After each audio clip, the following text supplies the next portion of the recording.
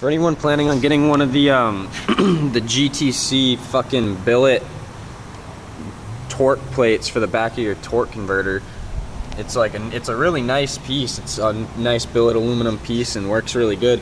But the screws that they give you that hold this whole assembly in right here, this whole bearing assembly, it just goes right through and it screws in with 8 screws right here, and they come out the back. At least now they do.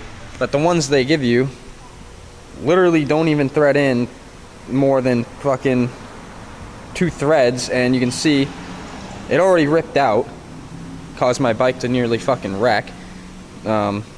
These are useless, so I definitely suggest going to like Home Depot and getting an 8x32 thread 5/8 inch length set of fucking screws and putting them in through there.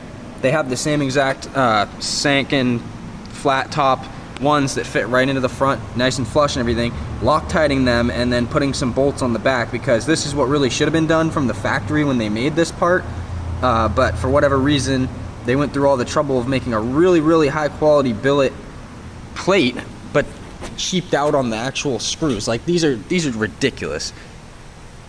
Who would trust that to hold their entire jack shaft thing assembly in there? Just ridiculous.